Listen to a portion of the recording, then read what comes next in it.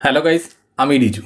আজকে আমি তোমাদের সাথে এমন দুটো সাইকোলজিক্যাল কথা শেয়ার করব যা তোমাদের ভালোবাসাকে অনেক পরিমাণ স্ট্রং করে দেবে। বাস তোমার ভালোবাসার মানুষ তোমাকে কোনো দিনের জন্য ছেড়ে যাবে না।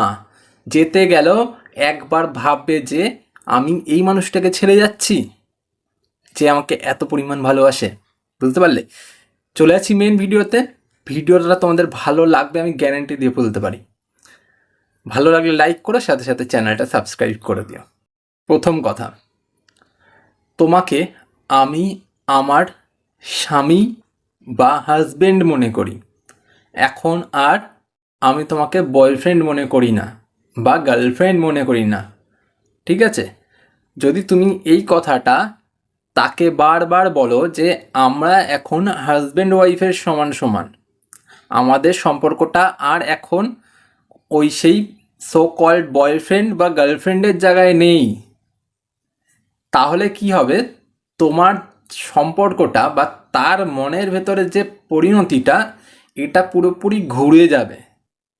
সে কিন্তু যখন তোমাকে গার্লফ্রেন্ড বয়ফ্রেন্ডের জায়গায় দেখে তখন কিন্তু তার মাইন্ডের ভেতর ওটাই ক্র্যাক করে যে সে তো আমার জাস্ট একটা গার্লফ্রেন্ড, এর থেকে তো বড় কিছু না, মেয়ে বন্ধু বা ছেলে বন্ধু এই রকমই দেখে।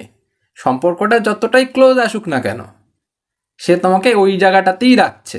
এবার তুমি যদি এই জায়গাটাকে ঘুরিয়ে অন্যদিকে নিয়ে আসো যে তোমাকে আমি এখন আর জাস্ট একটা গার্লফ্রেন্ড বয়ফ্রেন্ডের জায়গায় রাখিনি, তোমার সাথে আমার সম্পর্কটা ঠিক ওই জায়গাটায় যেখানটা হাজব্যান্ড ওয়াইফের সমতুল্য। জাস্ট বিয়েটা করে নিলেই তো সম্পর্কটা চলে আসে।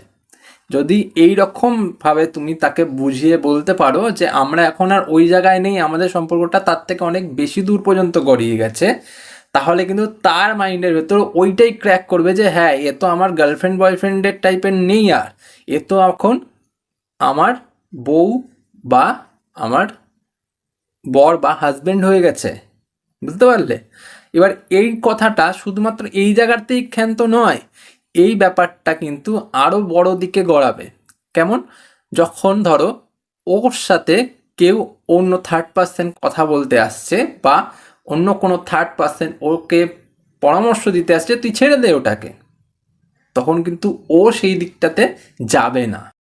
বা কেউ ধরো আরও সুন্দর তার সাথে যোগাযোগ করছে বা কথা বলছে বা বলার চেষ্টা করছে, সে সেই দিকটাতে যাবে না, কারণ ওর মাইন্ডে কিন্তু ওটা ক্র্যাক করে যাবে যে এই মানুষটাকে আমি আর ছাড়তে পারবো না।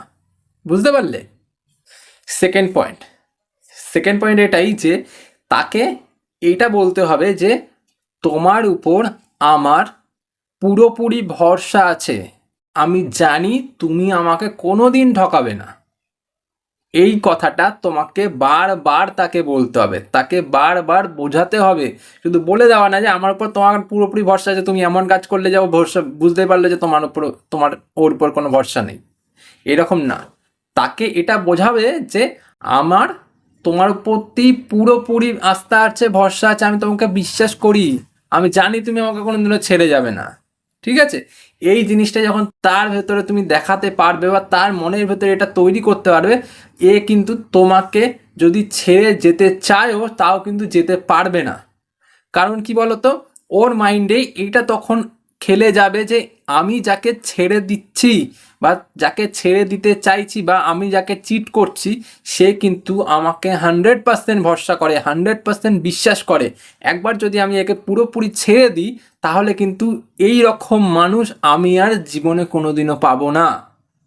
বুঝতে পারলে? এ কিন্তু সেটা ভাবতে বাধ্য হবে যখন তুমি তাকে এই জিনিসটা বলবে।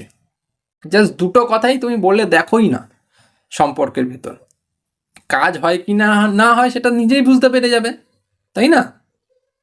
আজ এ পর্যন্তই। ভিডিও ভালো লাগলে লাইক করো, সাথে সাথে চ্যানেলটাকে সাবস্ক্রাইব করে রেখো। সাবস্ক্রাইব করে রাখলে তোমাদেরও যেমন সুবিধা, আমারও একটু সুবিধা হয়, কারণ তোমাদের কাছে ভিডিওটা আগে পৌঁছায়। আজ চলি, পরে দেখা হবে অন্য ভিডিওতে।